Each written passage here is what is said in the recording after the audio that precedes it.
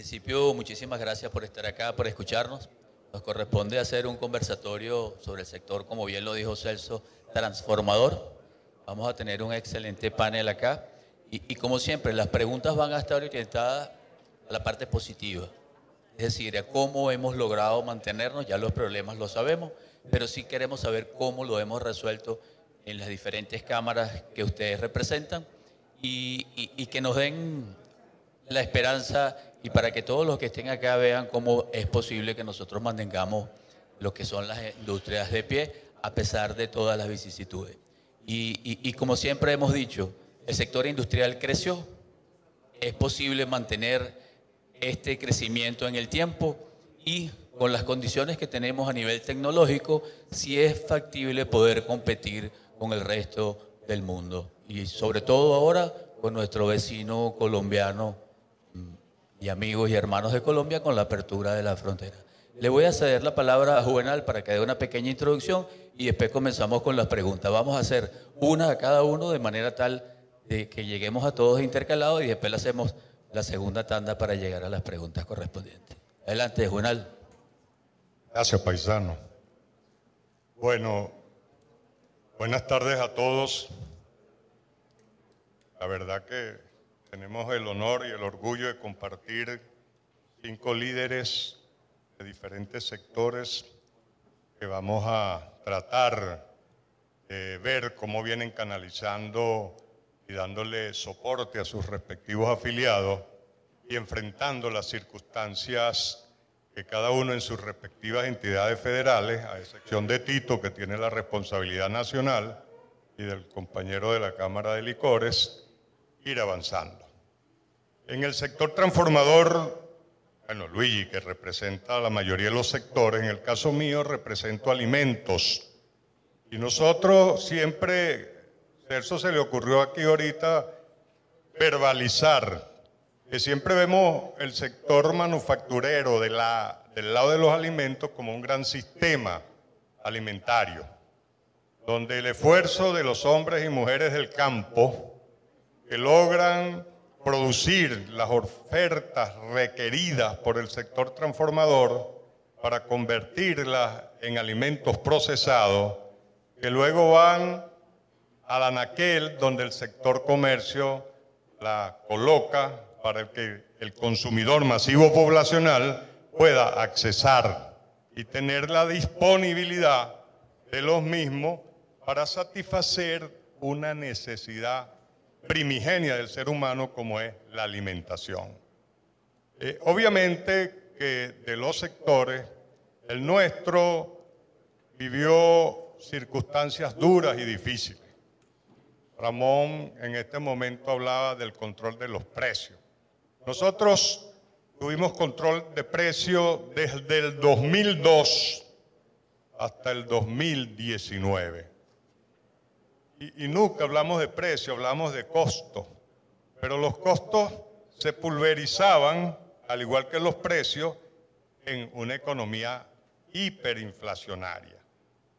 Cuando Celso hablaba del tema de cómo se redujo la oferta de materias primas nacionales, después de tener años atrás la suficiente producción, por ejemplo, de la arepa de los venezolanos, que era el maíz blanco, se producía 100% en el país, se redujo escasamente a la cifra que verbalizaba, por lo que teníamos que buscar materias complementarias, primas complementarias, y teníamos una hiperdevaluación, lo cual hablar de controles de precios era inaceptable, independientemente que hoy ese fantasma aparece nuevamente. Y por una sencilla razón, es que no se puede hablar de precios sin antes evaluar los costos de producción. Y un precio se deriva de los costos de producción. Y eso me lleva a reflexionar que los que inventaron la poli fue los griegos, por allá hace 2000 años. Y quien se le ocurrió colocar controles en los precios fue decapitado. Y nadie sabe dónde está la lápida. Es decir, que las políticas de precios infinitas no tienen viabilidad, por lo cual no puede permitirse. Y Para eso estamos nosotros, como dirigentes gremiales, que debemos llevar la racionalidad a la discusión, mesa técnica. En ese sentido, paseamos pues, por una cantidad de cosas, el desorden fiscal, el tema del poco acceso al financiamiento, literalmente no existe financiamiento en el país, el tema que tiene que ver con un flagelo importante que nos llegó, que es la inseguridad a lo largo y ancho del país. Bueno, hemos vivido saqueo de las unidades de transporte, destrozo en las instalaciones, secuestros de nuestros trabajadores. Toda esa serie de circunstancias le pega a todos los que producimos bienes de capital y de servicios. Bueno, con esa breve introducción, y no le quito más tiempo porque creo que el tiempo es finito, como lo estoy diciendo para los controles, vamos a darle a mi paisano, colega y amigo Luigi para que inicie la batería de preguntas. Mi amigo José Luis Rodríguez, yo la pregunta la voy a hacer con una anécdota. Las elecciones que hubo para alcalde, me tocaba acompañarlo en la junta directiva de ellos. Bueno, como todos nosotros tenemos nuestro corazoncito, el alcalde de ellos, al cual le estaban apostando, había perdido, y ellos me dijeron de qué hacían. Y yo les dije, pues usted mañana hace una carta, felicita a la nueva alcalde y se pone a trabajar con ella. La pregunta es, ¿cómo has hecho? ¿Has logrado algo con esa comunicación a nivel regional? ¿Cuánto te ha costado? Y si te da chance, y si no lo haces para la próxima pregunta, has visitado muchas industrias, ¿cómo lo has visto? ¿Cómo está tu estado? Y si ves potencial a nivel industrial en Valera, capital del estado Trujillo. Muy buenas tardes. Yo quisiera, antes que nada, agradecerle al señor Luigi, al amigo Juvenal y a todas estas extraordinarias personas que hoy están compartiendo parte de su tiempo. Tiempo de sus familias, tiempo de sus empresas, tiempo para vivir quizás algún hobby, y lo están dedicando al fortalecimiento del tejido empresarial. Eso definitivamente tiene un gran valor. Yo voy a mirar un poco a mi amiga Tiziana, quien aprecio mucho. Cuando iba a tomar el compromiso de asumir a Coimba, yo conversé con ella y me dijo, ¿sabe lo que significa una asociación, un gremio? ¿Tú sabes lo que significa poner ese corazón, ese fuego para que un tejido empresarial se fortalezca? Eso no tiene nombre y eso siempre hay que celebrarlo. Esas palabras me motivaron para realmente asumir ese compromiso. Y cuando nos visitaron los buenos amigos acá de Fede Cámara, de Conindustria, de Consecomercio, siempre comenzaron a ponernos tareas. Y el señor Luigi dijo un día, tienes que acercarte al sector gobierno. Yo, bueno, de verdad yo no conocía a nadie del sector gobierno. Pero en ese momento, cosas de la vida, causa y efecto, Nelson Monreal le dijeron, hay una reunión en la alcaldía. Bueno, vamos a ir. La verdad que en la alcaldía casi ni nos dejan entrar, pero vamos a ver qué pasa. Cuando nosotros llegamos a la alcaldía, por supuesto, dejaron a Coimba del último punto, cuando ellos se iban a olvidar, cuando ellos se iban a ir. Y dice Nelson, no, vámonos de aquí, chico. Que vamos a esperar. Paciencia, serenidad. Vamos a esperar. Don Nelson, bueno, vamos a esperar. Luego, bueno, pasa a Coimba a proponer el tema acerca de la reforma que quieren acerca de los tributos, porque están diciendo los empresarios que están pagando muchos tributos acá en Valera. Nosotros llevamos una exposición, pasamos y conversamos, pero veíamos que no nos prestaban mucha atención. Resulta que cuando estábamos así conversando, yo veo que dicen, mire, aquí el señor que está allá es el presidente de la Cámara, el profesor Torrealba. Y yo cuando lo miro, no, yo lo conozco, ese señor del deporte. Ese señor fue árbitro internacional y yo asistí de su toma de, por ahí me le voy. Cuando me le acercó, yo le digo, profesor Torrealba, yo quisiera invitarlo a las instalaciones de Acoimba para que comencemos unas mesas de trabajo acerca del proyecto de la ordenanza de las actividades económicas. Bueno, él propuso, bueno, sí, aceptamos, ¿está? Nosotros lo buscamos, compartimos y desarrollamos 100 horas de trabajo en 3 mesas, de una jurídica, una administrativa y una económica, donde logramos reformar casi totalmente la ordenanza de las actividades económicas. Le digo casi total porque son 121 artículos y nosotros logramos modificar 120 artículos.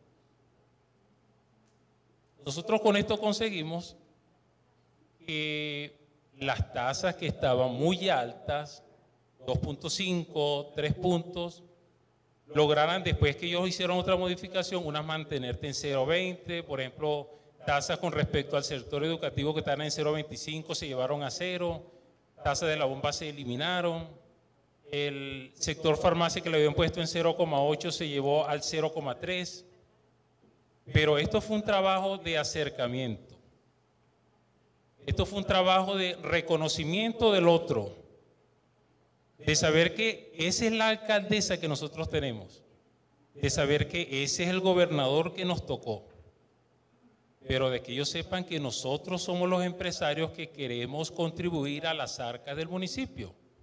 Entendiendo esto, nosotros logramos realizar esa negociación tan exitosa y ya la ordenanza fue publicada en Gaceta, gracias. Quisiera abordar el otro tema, no de la, para la otra, pero muchas gracias.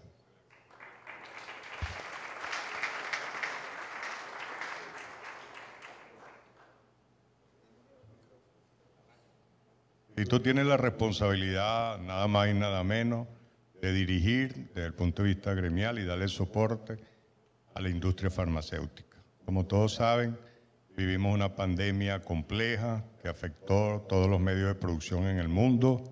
Sin embargo, el esfuerzo gremial de la industria farmacéutica en Venezuela reflejó un crecimiento en los últimos 2 años, que si mal no recuerdo, más o menos debe estar como en el 15-16%.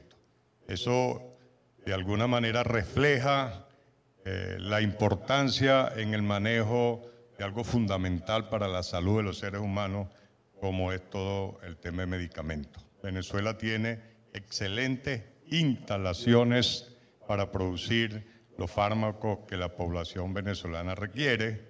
Hay muchas importaciones de las materias primas que luego son transformadas. Sin embargo, Tito, ¿qué están haciendo ustedes en términos de incorporación de nuevas tecnologías como factor de desarrollo y crecimiento para hacer la industria farmacéutica más competitiva y poder satisfacer así las necesidades de medicamentos de la población e ir más allá de la frontera y colocar esos productos independientemente de las aperturas que se están dando, que tenemos que evaluarlas y entender qué productos debemos proteger y cuáles no, y que compitan y que le den soluciones a ese consumidor? Nosotros en la industria, cuando tú comentaste, Juvenal, lo de control de precios, nosotros estuvimos 13 años en control de precios. Nosotros llegamos a tener, esta agua mineral era más costosa inclusive que un losartán potásico o un producto cardiovascular en su momento. Fueron 13 años duros, mas sin embargo siempre la industria estuvo ahí activa. Nosotros durante los 2 años de pandemia fuimos una industria que nunca paramos de fabricar medicamentos, nunca se pararon las farmacias ni tampoco las droguerías que distribuyen en todo el territorio nacional. Un trabajo mancomunado que se tuvo que hacer con todas las vicisitudes que se vivieron y que vivieron todas las industrias, pues falta de gasolina, falta de diésel, falta de luz, etcétera, etcétera, etcétera. Sin embargo, ninguna de las plantas farmacéuticas que hacen bien en el territorio nacional pararon su producción. Nosotros en la industria, para más o menos tengan una idea, nosotros tenemos plantas que que hacen productos sólidos, semisólidos, líquidos y algunas importan gaseosos. Gaseosos son las bombas o inhaladores. Y cuando hablamos de líquidos son jarabes, emulsiones e inyectables, etc. Hay plantas que pueden producir entre 7, 10 y hasta 110 millones de unidades durante un año, siempre y cuando tengan todos los insumos, cosa que es bien difícil ahorita porque lamentablemente el 96% es importado y todo pagadero en dólar americano, pues en divisa americana. Ni los chinos aceptan su propia moneda. Nosotros durante todos estos años hemos tenido que hacer cualquier cantidad de transformaciones como los ha hecho la Total Industria. La creatividad la hemos tenido que poner en práctica, nuevas presentaciones, inclusive llegamos a tener presentaciones en venta de blister para hacer un poco más accesibles los medicamentos, aun cuando nuestro precio promedio actualmente es de 3.60 centavos de dólar. Cuando lo comparamos con toda la región, somos los más económicos. Ojo, esto también tiene que ver con el poder adquisitivo del venezolano como tal. Sin embargo, nosotros tenemos precios promedios en Colombia de 10 dólares, 11.53 dólares en República Dominicana, Ecuador 8 y 10 dólares promedio en Perú. Nosotros seguimos siendo los más económicos. El crecimiento fue del 19%, Juvenal, durante los 2 últimos cierres del año. Esto no quiere decir que la industria esté oxigenada. Esto va básicamente amarrado a la terapia coadyuvante del COVID, venta de analgésicos, antiinflamatorios, antigripales. Y el primer producto de venta de la industria no lo fabricamos nosotros, lo fabrica el señor allá, que es el alcohol. Es un excipiente que se utiliza en la industria para asepsia en las máquinas, plantas, etcétera, y en algunos productos se utiliza también como vehículo. Sin embargo, la industria bajo ningún criterio hizo reducción de personal, se mantuvo un promedio de 7.500 trabajadores directos, más o menos 10.000 indirectos, todavía se mantiene, tiene contrato colectivo, nosotros gozamos de contrato colectivo. Hemos tenido que poner en práctica con todo esto de hiperinflación, nuevas presentaciones al mercado, presentaciones en 10 tabletas, presentaciones quizás en algunos casos, en el caso del líquido 60, 45 ml, etcétera, para hacer un poco más accesible el medicamento.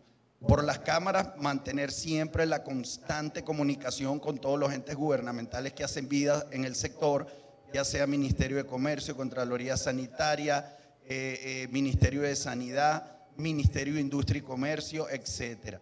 Con Contraloría Sanitaria, bueno, mantenemos, listo, ok, muy buena comunicación por la parte de la farmacovigilancia, porque eso ha venido en deterioro. Me corresponde hacerle una pregunta a Freddy Lujano. Él es presidente de la Cámara de Industriales del Estado de Aragua. El Estado de Aragua, como ustedes saben, hoy por hoy tiene un problema principal, que es el de los timbres fiscales. El timbre fiscales se necesita para tramitar infinidades de permisos. Y para ponerle un ejemplo de ello, solicitar el permiso de bomberos, empresas que pagaban 100, 150 dólares por ese timbre fiscal que es un sello, hoy pagan 66.000 dólares. Hay empresas que por su dimensión, por los metros cuadrados, están pagando por encima de 120.000 dólares y hay una que dio 1.200.000 dólares por ese timbre fiscal para el permiso de bomberos. Pero no le voy a preguntar nada de esto.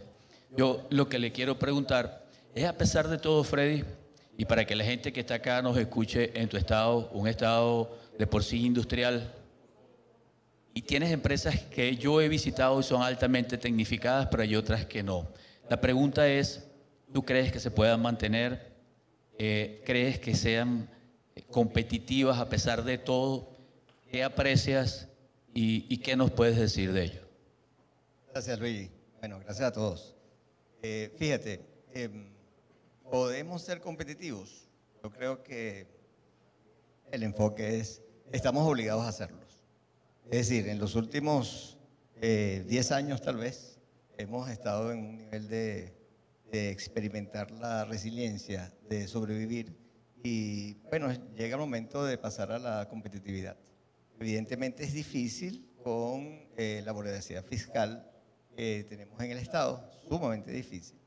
Difícil con los temas de seguridad que nombró Juvenal, que particularmente en Aragua se agravan por prácticas en ciertas zonas industriales que hacen sumamente difícil operar, que hacen costoso el tema de la seguridad, mucho más costoso que en otros estados, porque todo el tema de seguridad física, personal, e incluso de los dueños, ejecutivos, gerentes, etcétera, es muy complicado. Todo eso es un panorama terrible. Yo metafóricamente decía el viernes pasado en una rueda de prensa que somos un sector industrial que tiene fiebre de 42. Hay unos signos que parecen que dicen que la cosa va a mejorar. La fiebre bajó a 40 y los timbres fiscales la subieron a 42, a 43. O sea, es una cosa crítica. Sin embargo, a pesar de eso, como bien dice Luigi, en medio de este panorama seguimos teniendo empresas que siguen apostando por la tecnología. Evidentemente, haciendo unas grandes transformaciones organizacionales. Venimos de empresas que trabajaban 3 turnos, algunos trabajaban 3 turnos, 4 grupo. En los últimos años han pasado la mayoría a trabajar un solo turno, a veces con turnos reducidos, etcétera. Perdimos un gran potencial humano, perdimos a las mejores personas, a las personas más calificadas, a los electromecánicos, soldadores, a los especialistas tributarios, a los especialistas contables, a los especialistas de sistemas, etcétera. Y ahora nos encontramos ante un panorama donde hay una leve mejoría y entonces ya hay empresas que están pensando en trabajar 2 turnos porque efectivamente necesitas elevar tu capacidad de producción. Te encuentras con la realidad de que entonces no tiene la gente ni los insumos necesarios. A pesar de todo eso, siguen haciéndose inversiones, es decir, se sigue invirtiendo en tecnología, se sigue pagando excelentes salarios, se siguen haciendo los análisis para compensar bien a las personas, se siguen negociando convenciones colectivas, cosas que no se hacen en el sector público, se siguen haciendo en el Estado de Aragua, se siguen mejorando beneficios y efectivamente los grandes esfuerzos que se están haciendo es para la reducción de costos en aquellas cosas que eran grasa, digamos, que pueden tener cualquier organización que estaba acostumbrada a tener una certidumbre hace algunos años y que ahora no son así, pero se siguen haciendo las inversiones necesarias. Seguimos haciendo los esfuerzos para que los organismos gubernamentales, en este caso a nivel de la gobernación y las alcaldías, entiendan que están matando a la gallina de los huevos de oro con la voracidad fiscal. Pero seguimos efectivamente en esta pelea y no hay puertas cerradas en las empresas importantes del Estado de Aragua. Es decir, seguimos batallando y seguimos dando la pelea para construir una gran empresa en el Estado de Aragua.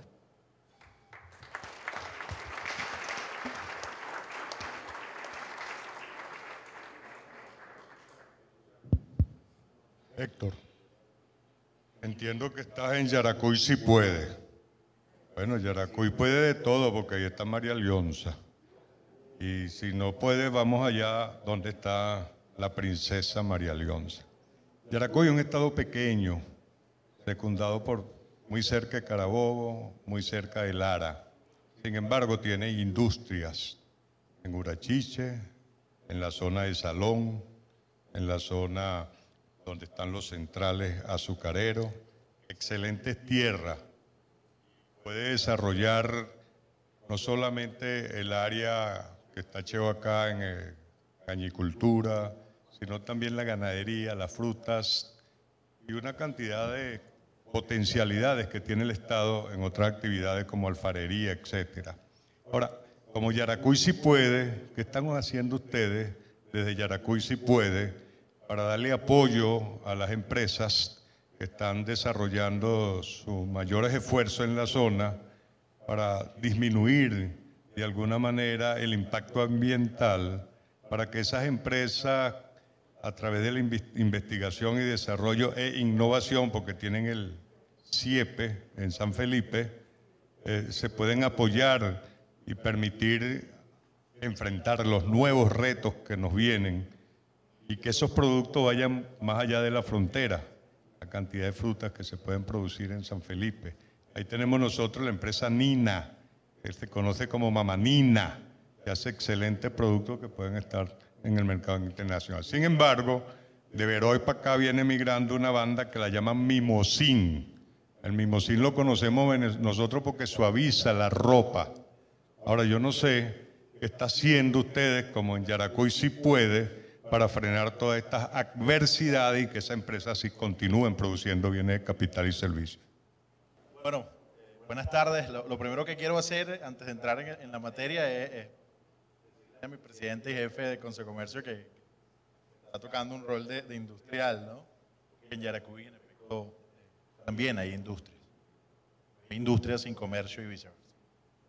Yaracuy es una iniciativa que ha permitido, ¿no? que todos los sectores hacen vida en Yaracuy, todas las fuerzas vivas, públicas, privadas, de investigación, de ellas, incluso no solamente del sector privado, sino también del sector público, más allá, digamos, de pensar en lo que queremos lograr en cada uno de los sectores de nuestro territorio, nos hemos dedicado a intentar hacer que las cosas sucedan, ¿no? Y para eso, digamos, hace falta mucha emulsión, y hablaré de eso de emulsión esta noche en el premio que honrosamente vamos a recibir.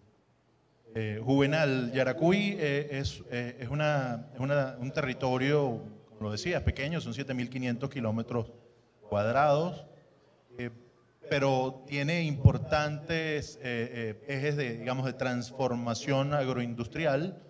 Yaracuy tenía el 25% de la producción de azúcar de Venezuela hace algunos años, algo así como 4 centrales azucareros que hoy día lamentablemente no funcionan. Por una razón que todos conocemos, Yaracuy lamentablemente empezaron las invasiones por allá en el 98, en las tierras de la familia Asqueta, y eso en buena medida destruyó, fue así como 20.000 hectáreas de caña, que eran las que generaban cerca del 25% del azúcar. Pero Yaracuy, aguas abajo, hablando de las integraciones sucroetanólicas, del mayor productor de etanol de Venezuela, a eso te referías, producimos algo así como 140.000 litros de etanol anhidro día, etanol al 96%, con muchos fines, en fin, de la industria, el de la bebida, etc. Yaracuy tiene un eje importante agroindustrial en torno a la producción de alimentos, producción de harina de maíz precocido, producción de pollo, digamos, congelados, producción de bebidas, cotonal, por ejemplo, también está en Yaracuy. Yaracuy tiene una de las digamos, minas más importantes de materiales, allá le llaman no metálicos, aunque químicamente hablando son metales, el calcio y el magnesio son metales, no obstante, esa es la forma en que se le cataloga. Dos ejes importantes, Yaracuy tiene no solamente esa importancia en torno a esas minas, sino que es un gran productor de derivados de ella, hidróxidos de calcio, de carbonatos de calcio y magnesio, entre otros, que digamos permiten que otras industrias del sector construcción tengan sentido en el Estado. Yaracuy tiene, digamos, comparte con Carabobo algo así como la capacidad más interesante en torno a la producción de cerámicas, que depende mucho de ese material de nuestras minas, ¿no? Yaracuy, digamos que también tiene unos ejes interesantes que explotar y unos que relanzar. Yaracuy tenía 18.000 hectáreas de cítricas. Los compañeros de Carabobo se molestan cuando yo digo que teníamos la mitad más uno de la citricultura de Venezuela. Porque, bueno, en buena medida somos el 1 y 2 o el 2 y 1, como lo querramos ver, de la producción de cítricas, situación que ya hoy día no existe. No encontrar cítricas en Venezuela es por una simple razón de sanidad vegetal. La diaforina citris, otro virus que llegó de Asia, de China, acabó con la citricultura de Venezuela. Eso ya lo sufrió Estados Unidos, ya lo sufrió Brasil y lo lograron superar con mecanismos de cooperación y estaba, digamos, de alguna manera allí una oportunidad interesante dentro de Yaracuy de cómo relanzar. Eso producía algo así como un empleo por hectárea. Tenemos nada más y nada menos que 18.000 personas trabajando que hoy día no tienen esa oportunidad.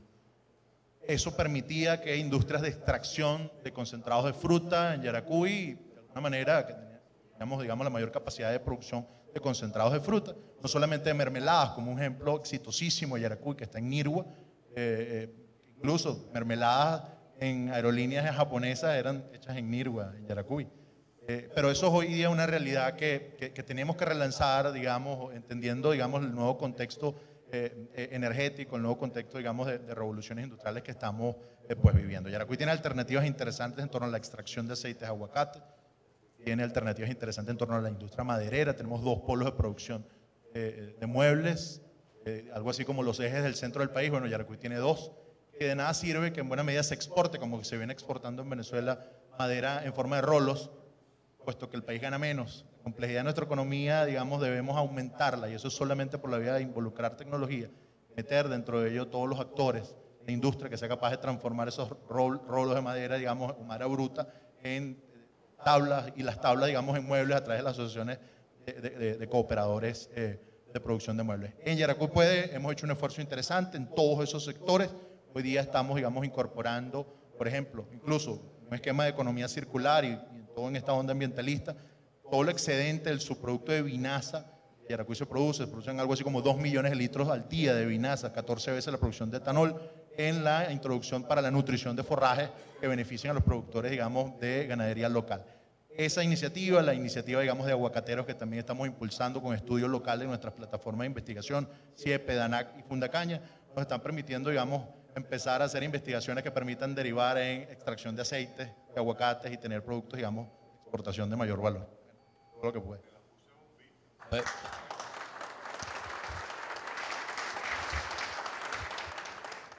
próximo ponente es el presidente de la Cámara de Industriales de Especies Alcohólicas. Le voy a hacer la pregunta de la siguiente manera. Cuando era pequeño, fui la primera vez a Italia, al pueblo donde eran mis padres, y mis primos, lo primero que me preguntaron era que si en mi casa había un pozo de petróleo. Y yo extrañaba, le digo, no, eso no es así, pero ustedes no son petroleros. Bueno, nuestra identidad anteriormente y el arraigo, y la gente nos conocía por el petróleo, después por las mujeres bellas y ahora por otras cosas. Una de ellas es la identidad que han logrado tener los roneros de Venezuela, esa exportación. Hoy por hoy estamos siendo identificados con uno de los mejores productos del mundo a nivel de ron. Es por ello que esa identidad nos hace falta, al igual cuando tenemos a estos peloteros que rompen todos los récords. Bueno, ahora es el caso del ron. Yo quisiera preguntarle a Roque, ustedes han sido exitosos no solo en la Cámara, sino en la empresa que representa. Le voy a hacer la cuña, ron diplomático. Quien no lo ha probado, por favor, pronto lo van a probar. Cuéntame esa experiencia, Roque, cómo han hecho todos, porque no solo es la industria de ustedes, sino todos los roneros de acá, para enaltecer y para llegar a donde han llegado. Buenas tardes. Mira, lo primero que se hizo como asociación de productores de ron, con Pronven, fue unirnos y saber que la competencia no éramos entre nosotros, sino la competencia es el mundo. Llámese República Dominicana, Nicaragua, Panamá, es decir, los otros productores de ron. Una vez que logramos eso, que las 14 roneras entendimos, digerimos y trabajamos por un mismo fin, que es el fortalecimiento del producto, salimos al mundo. Un mundo muy competitivo, un mundo muy distinto al mercado venezolano, porque es un mundo exigente en calidad, botella, corcho, etiqueta. Nuestros rones efectivamente son de muy buena calidad, porque tenemos una ley que tiene más de 50 años que nos exige ser un producto de calidad. Para llamar un ron en Venezuela tiene que tener mínimo 2 años de envejecimiento. Eso quiere decir, yo destilo hoy y ese producto va a un barril y yo lo vuelvo a sacar a partir de 2 años. Puede durar 2, 4, 5, 6, 12, 10 años, lo que el maestro ronero quiera con ese producto, ¿verdad? Por eso tenemos unos rones tan excelente calidad, tan buenos, que han tenido una aceptación en el mundo. Ron diplomático. Bueno, ron diplomático ha sido un trabajo de hormiga que hizo el presidente de la compañía de hace 15 años. Fue un trabajo tocando puerta a puerta que logró él posicionar en el mundo un producto venezolano larense. Nosotros ahorita llegamos a 120 países. Nuestro principal mercado es Francia, el segundo es Inglaterra, Estados Unidos, Alemania, Rusia, ¿verdad? ¿Cómo se llegó? Primero, entendiendo cada mercado, ¿ok? En cada país hay un distribuidor distinto, se buscó un distribuidor de cada país para que la comercialización del producto se realizara por la idiosincrasia de cada país. Y lo más importante es que se cuidó siempre la marca. Lo que se quiso fue no únicamente vender un producto, un contenedor, sino hacer marca del producto en el país. y la marca del ron de Venezuela, ¿verdad? Eso fortaleció mucho a Ron Diplomático y a las demás marcas. Tenemos que Santa Teresa llega creo que a 60 y tantos, o entre 60 y 70 países. Carupa no está llegando ahorita creo que a 10 países. Diallo con sus marcas Cacique y Pampero llegan aproximadamente creo que a 50 o 60 países. Es decir, en este momento en cualquier país están abriendo una botella venezolana con olores y sabores de nosotros. Y eso fue lo que los roneros hicimos vender al mundo y es lo que logramos. Por eso tenemos esa aceptación y le hemos ido quitando mercado a otros rones. Diplomático tiene 5 años entre los 4 rones más consumidos en los bares en el mundo. Es decir, bajamos al tercero, al segundo, primero, cuarto, pero siempre hemos estado en los 4 primeros. Y eso es algo de orgullo porque estamos compitiendo con empresas muy grandes, multinacionales, y es una muestra de que sí podemos lograr eso con cualquier producto venezolano.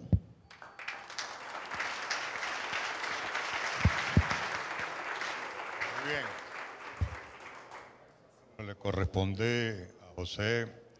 El estado Trujillo es un estado importante de la región andina, quizás con dificultades desde el punto de vista topográfico, con ciertas circunstancias adversas desde el punto de vista de la situación que hay a nivel de la población en términos de desigualdad. Sin embargo, en la mañana verbalizaba a sus representantes, José, que de 10 organizaciones empresariales que tenían en la Cámara lograron llegar a 200. Y ahí hay también actividad industrial en varias empresas afiliadas a ustedes. ¿Cómo están haciendo estas empresas y cuál es el soporte que ustedes le están dando desde el punto de vista de el uso de la tecnología para mejorar su competitividad y en un estado que hay que cuidar desde el punto de vista del impacto ambiental para no dejar la huella ambiental que muchas veces la actividad industrial va ocasionando e incorporar para poder superar uno de los objetivos más importantes del milenio, como es la superación de la pobreza? ¿Qué están haciendo ustedes en cuanto también a la asesoría que pueden hacer de la mano de algunas universidades en términos de investigación, desarrollo e innovación? Bueno, realmente estamos haciendo muchas cosas, ¿no? Pero cuando iba a afrontar este tema del sector industrial, quise revisar un poco con industria. Resulta que Conindustria fue fundada el 14 de febrero de 1979, pero lo que me impactó fue que fue el 14 de febrero, el Día de los Enamorados. Es una fecha interesante porque si nosotros reflexionamos, nada es casual. Cuando nosotros hablamos de amor o cuando nosotros hablamos de San Valentín cuidó y llevó unas parejas en una época muy complicada para que pudieran casarse y pudieran perpetuar la especie. Conindustria se encarga de crear, de proteger, de dar forma a las industrias, de incentivar o de crear plan, de crear estrategias para que si no tenemos industria las creemos y cuando las tenemos tenemos que protegerlas. Me pareció interesante leer la propuesta que hizo Conindustria en el 2017, si más no recuerdo, acerca de la nueva visión que teníamos que tener del sector empresarial, del sector industrial. Y en esto hay una propuesta que llaman como la reindustrialización. Es lo que marcan allí como la ruta, el camino que debemos de seguir, la opción que debemos de tener para conseguir una transformación del sector industrial. Cuando nosotros hablamos de reindustrialización, Todos aquí nuestros hermanos que están hablando de que tienen grandes industrias, pues este concepto le viene como anillo al dedo. Pero resulta que nosotros en el estado de Trujillo realmente no tenemos un tejido empresarial de industria, por decirlo. Un tejido industrial fortalecido que pueda hacer algún aporte significativo al Producto Interno Bruto. Sin embargo, no es que no tenemos industrias. En esta tarea que nos encomendó el señor Luigi, nosotros decidimos salir y visitar a las industrias que nosotros reconocemos como nuestras industrias. Por supuesto que le damos un gran valor. Por allá está mi amigo Esteban de Micheli, propietario de Industria Esquel, una empresa que procesa maíz, que procesa arroz para conseguir alimentos para la sociedad. Pero no solamente eso, sino que Esteban le está dando una connotación muy interesante al procesamiento de los alimentos. Lo está llevando a que sean alimentos que vayan en consonancia con una buena alimentación, libre de gluten. Él está atacando ese mercado. Y aunque ahora estaban hablando de que es un mercado pequeño, para él se ha vuelto un nicho interesante, porque él lo está atacando. Pero no solamente eso, sino que seguimos preguntándonos qué estamos haciendo. Entonces hay un conjunto de empresarios trujillanos que están trabajando actualmente. Hoy me mandó un mensaje un amigo. Le llevó una carta, un comunicado a la comunidad vietnamita. Se van a establecer en el estado de Trujillo para trabajar unas hectáreas con respecto a arroz y maíz para llevarlos a altos niveles de producción. Pero bueno, los vietnamitas también quieren experimentar mercado acá. Eso por supuesto que nos da a nosotros ingresar poco a poco en lo que nosotros sí queremos, industrializarnos, pero ¿en qué? Nosotros queremos trabajar con la agroindustria. ¿Por qué? Porque somos grandes productores de papa, productores de fresa, los primeros productores de apio de Venezuela. Tenemos 280 productores, digamos, de champiñones, bueno, leguminosas, diferentes cosas, ¿no?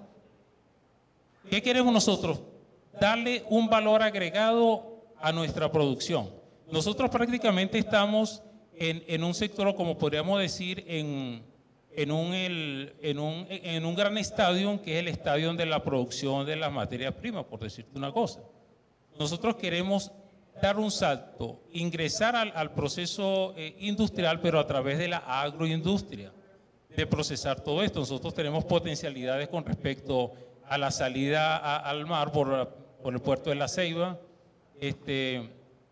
Tenemos potencialidades en cuanto al conocimiento, al know-how que tienen nuestros productores con respecto a la producción de todo lo que es el rubro agrícola. Pero además de esto, nosotros tenemos grandes potencialidades en turismo. Mi invadero. Bueno, nosotros tenemos un gran potencial en turismo. Nosotros somos un estado que tiene una gran potencialidad en el turismo religioso. Tenemos a la extraordinaria figura de José Gregorio Hernández y tenemos la Virgen de la Paz. Y además de esto tenemos, para cerrar, un interesante turismo histórico. En nuestras tierras se firmó el decreto de guerra a muerte, pero también como una muestra de que solo reconociéndonos, de que solo consiguiendo el afecto, de que solo acercándonos podemos cambiar el curso de la historia.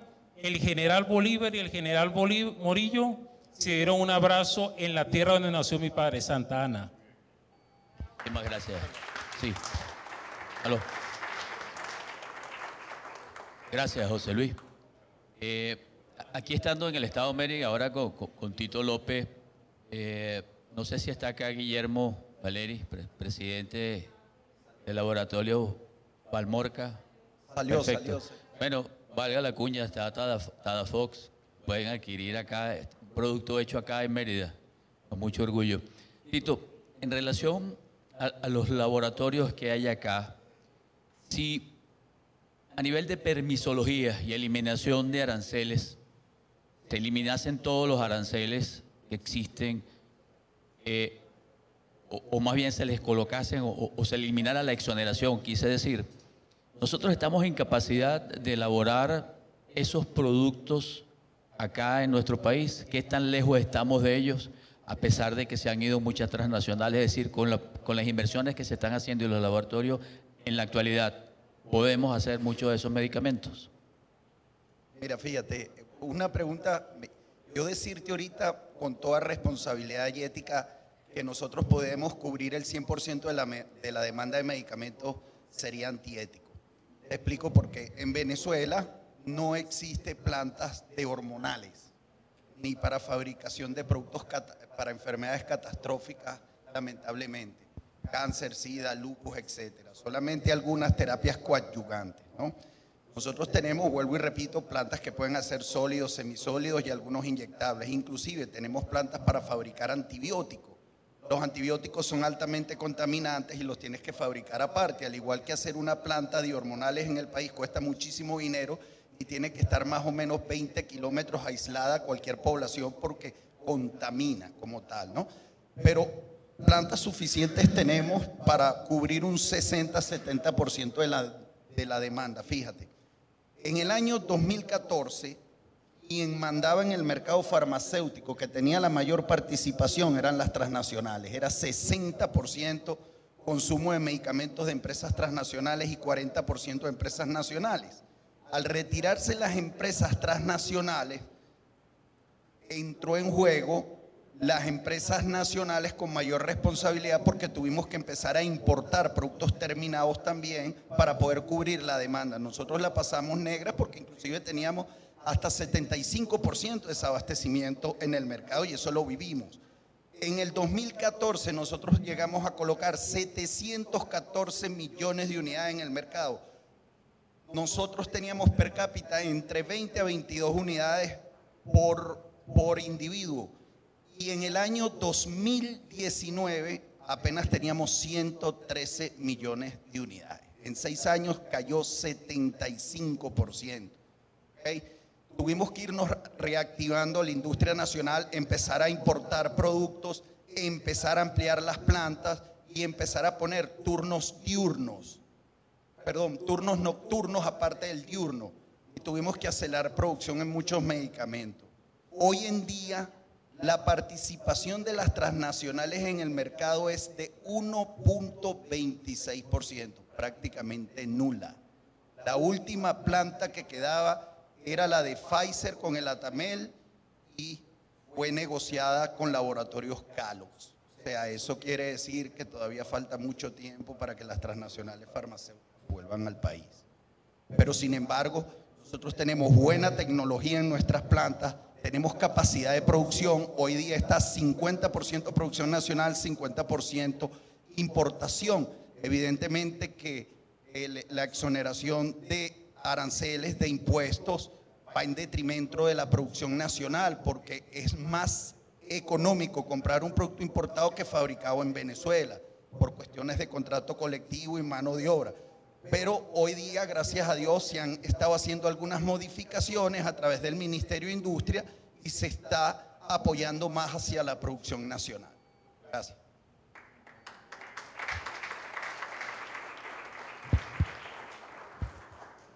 Bueno, Freddy, corresponde, no la voy a hacer tan larga, voy a ser más concreto, pero el Estado Aragua para nosotros es fundamental. Quizás haciendo un poquito de historia, los valles de Aragua eran muy importantes para la producción primaria. No había nacido yo cuando el presidente Kennedy con el presidente Betancur inauguraron el sistema de riego de la Morita. Y no fue que la tierra cambió de vocación, cambió de uso. Y hoy es asiento de la mayoría de las industrias, no solo agroalimentarias, sino de otros sectores. Y vemos cómo en la entidad federal, ahí ya Luigi te preguntó y ese tema no lo voy a tocar, sin embargo, hay un desorden fiscal desde el punto de vista de los municipios, donde las alicuotas son totalmente diferentes y pasaron del 0,1% al 2, al 3 y en algunos casos hasta más. Y el otro tema, el estado de esas industrias que existen y agroindustria, que ustedes le dan todo el soporte desde el punto de vista gremial, que vienen desarrollando para continuar produciendo esos bienes de capital de manera eficiente y de manera productiva. ¿Y qué está pasando también con el aporte que tiene que darle a sus trabajadores de manera de mejorar la calidad de vida, darle bienestar y que puedan tener acceso a los bienes que ellos requieren? Y por último, para hacer la pregunta corta, en el estado de Aragua se ha convertido en el estado emblemático de la inseguridad en Venezuela porque funciona el tren de Aragua. Ese tren de Aragua vino con el tren nunca llegó, pero se quedaron los delincuentes. Entonces, ¿qué están haciendo ustedes para tratar de mitigar esa situación y poder darle un apoyo a la actividad de producción en el estado de Aragua? Gracias, Juvenal. Efectivamente, el estado de Aragua es un estado en el cual tienen asiento todos los sectores industriales. Es decir, el estado de Aragua es fundamental para cubrir las necesidades de bienes y servicios de todo tipo para el resto del país. Nosotros tenemos empresas del sector primario, efectivamente. Por ejemplo, la hacienda más grande de Cambur, con el permiso de los trujillanos, la más grande, el único Cambur certificado marca Norven en Venezuela, tiene asiento en Palo Negro, municipio Libertador, en el estado de Aragua. Hace vida el sector plástico, el sector cartón, envases, etiquetas, metal mecánico, todos los sectores hacen vida ahí. De manera que lo que ocurre en Aragua impacta al resto del país. ¿Qué ha ocurrido en los distintos municipios? Para pasar rapidito por algo que medio asomaste, que es el tema de la voracidad fiscal. Imagínense ustedes un municipio como el municipio Sucre, que es Cagua, donde hay una empresa del sector de alimentos, por ejemplo, que por timbre fiscal tiene que pagar, como dice Luigi, $66.000 para la estampilla. O sea, el timbre fiscal, que es una estampilla, que es una tasa, que simplemente se grapa con el permiso bombero, pero por el permiso inmobiliario tiene que pagar, a pesar de que está usando solamente el 15% de su planta total, tiene que pagar de repente $250.000, pero además otros impuestos de los activos empresariales se los subieron, etcétera, etcétera, etcétera. Entonces, en medio de todo eso, sin embargo, cada empresa tiene una realidad distinta y cada empresa está asumiendo el rol que debe asumir. Sigue haciendo efectivamente mejoras en las remuneraciones de los trabajadores, sigue dando beneficios de distintos caracteres, sigue atendiendo las necesidades de las familias, de la gente. ¿Qué tenemos ahora como empeño nosotros en incentivar? Porque es una necesidad importante, transversal a todos los sectores que hacen vida en Aragua. Efectivamente, con el incremento de la necesidad de producir más, ¿qué ocurrió en Aragua? Se nos fue gente, sacamos gente para adaptar, reducir de 3 turnos a 1 turno, nos quedamos sin gente, algunos que queríamos que se fueron, otros que no queríamos que se fueran, se fueron también, muchos se fueron del país. Y entonces pusimos a elementos, a personas técnicas, muy buenos técnicos en roles supervisorios, gerenciales, directivos, etcétera, pero sin las competencias necesarias para asumir el rol que significa ser jefe de una planta que está incrementando su personal, de negociar con el sindicato, de enfrentar las conversaciones con organismos públicos para los cuales no están preparados. Bueno, estamos en una campaña de transversalmente construir esas competencias, identificarlas y hacer convenios institucionales con las universidades que hacen vida en el sector y con otros institutos para efectivamente fortalecer todo el liderazgo a nivel de toda la cadena, es decir, gerentes, supervisores, intendentes, etcétera, porque efectivamente son unas competencias que hemos perdido producto de la diáspora, que en Aragua ha sido muy fuerte. Y por otro lado, creo que nos corresponde, y yo creo que esto no es Aragua, sino creo que esto es a todo el sector industrial y a todo el sector empresarial, emprender el rescate del sentido de pertenencia que hemos perdido con Venezuela y con las ganas de echarle pichón. Creo que es un reto nuestro. Una compañera esta mañana hablaba de construir una nueva narrativa. creo que nos corresponde construir una narrativa que reenamore a la gente a seguir echándole pichón en las empresas, a seguir creyendo en Venezuela y a dar su mejor esfuerzo para que lo hecho en Venezuela efectivamente recupere la importancia que tuvo en el pasado. Entonces, en eso estamos concentrados, Juvenal. Muchas gracias, Freddy. Héctor, y ya creo que nos quedan pocos minutitos, ¿no? O sea, para ser breve. No sé si han evaluado, recientemente se aprobó en segunda discusión una reforma a la ley o creación de las zonas económicas especiales. Ahí tampoco fuimos consultados, nos hubiese gustado participar. Es una ley que nosotros consideramos que, si bien puede ser buena, debe saber aplicarse. Esta ley, ¿por qué decimos que es buena?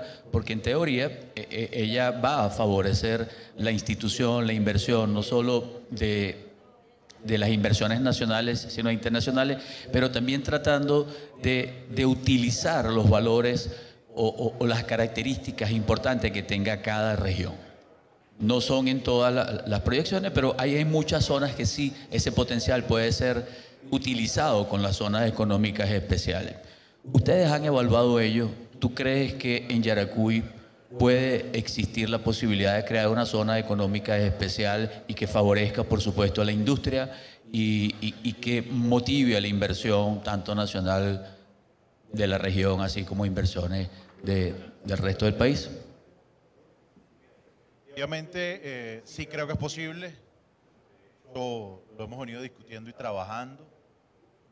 Yaracuy, en principio hay que recordar que tenemos salida al mar. Pequeña, pero tenemos salida al mar. Boca de Aroa. Eso en buena medida es una de las exigencias, ¿no?, que se estaba proponiendo, ¿no?, para que se designaran o no ciertas zonas económicas especiales.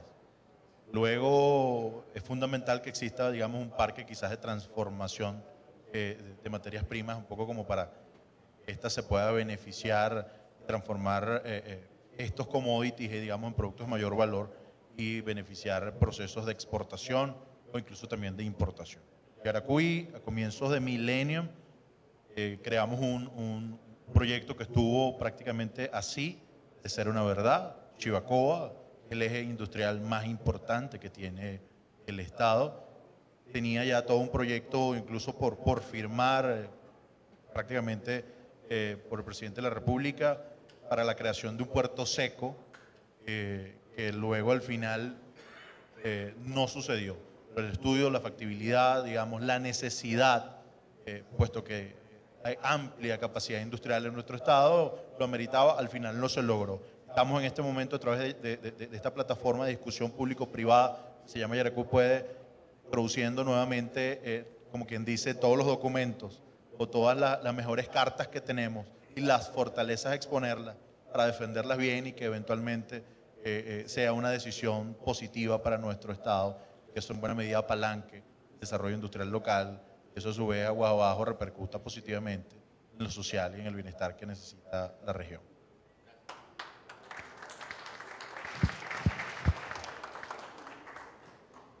Roque,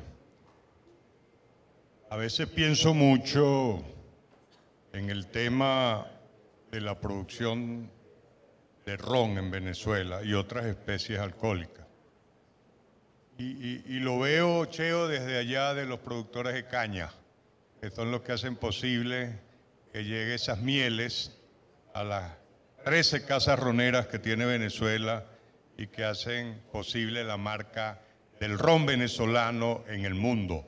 Un ron que se ha posicionado por su calidad, su prestigio, sus aromas y sabores. A pesar de las circunstancias del contrabando, que entran muchas especies alcohólicas por los caminos verdes, sin embargo, todas esas casas roneras tienen como principio proteger la marca de ron venezolano. Y en el mercado todas ellas compiten de manera importante. Pero lo que llena de orgullo a uno es cuando llega a cualquier aeropuerto internacional y ve las marcas diferentes que existen del ron venezolano, sea de cualquiera de las casas. ¿Cómo definieron esa estrategia ustedes para penetrar esos mercados sin hablarme de los distribuidores, aquí adentro en Venezuela, y tener una visión que sí se puede ser competitivo, productivo, innovar y lograr salir a los mercados internacionales de manera exitosa? Mira, lo primero, como dije al principio, es la unión. La unión de las 13 casas arroneras fue muy importante y entender que nosotros entre sí no competimos. Es decir, un ron venezolano contra un ron venezolano no compite. Nuestra competencia en ese momento y todavía son los rones de otros países, llámese Guatemala, Jamaica, República Dominicana, Nicaragua. ¿Okay? Segundo, hicimos un trabajo y un acuerdo que les puedo decir se está reafirmando hoy en Caracas. Empezó ayer con la feria esta de ron y chocolate en la Carlota, donde toda exposición y toda feria que inviten una casa ronera, tenemos que obligatoriamente llevar un stand de ron de Venezuela. Cada empresa puede ir por separado, pero tenemos que llevar un stand de ron de Venezuela para fortalecer la marca. Y ahí exponemos a todos los rones. ¿Okay? Eso es lo más importante. Estar unidos, estar fuerte, respetar la normativa nacional, 2 años de envejecimiento, incluso la ley te permite que puedes exportar con 6 meses y lo puedes llamar ron en el exterior, pero eso se respeta en el fondo y todos respetamos que si exportamos, el ron tiene que cumplir los 2 años obligatoriamente. ¿Okay? ¿Por qué? Porque esa es nuestra fortaleza hacia el mundo. Eso es lo que nos ha posicionado en el mercado internacional y en los duty free, en los supermercados, en los diferentes bares, ¿verdad? Recordemos que así Cacique y Pampero se hagan acá, nuestra competencia son ellos mismos con el pulmón financiero que tienen, dándole fortaleza a la cantidad de marcas de rones que ellos tienen. Zacapa es una marca fuerte, ellos tienen Capitán Morgan, tienen uno en Jamaica, es decir, tienen una serie de marcas que son fuertes, incluso los mismos rones de República Dominicana. ¿Cómo logramos eso? En la unión. Estamos unidos, somos una marca país. Cada empresa tiene su comercialización, pero defendemos nuestra marca país. Muchas gracias, Roque. Bueno, para finalizar, un fuerte aplauso a todos los representantes de las diferentes cámaras. Y un mensaje final como el que dijo Roque, porque ya estamos sobre el tiempo y me va a matar Fortunato, y Yubi también. En la unión está la fuerza. El ron venezolano tiene presencia internacional porque se unieron. Y nosotros, desde el punto de vista empresarial, debemos pensar siempre de manera optimista hacia el futuro y tratar de fortalecer nuestras unidades de producción, nuestras marcas, y con el esfuerzo de todos vamos a lograr crecer y tener un país mejor, con inclusión social y con productos de excelente calidad, como hasta ahora lo hemos demostrado a pesar de las adversidades. Muchas gracias y dejo a Luigi para cerrar.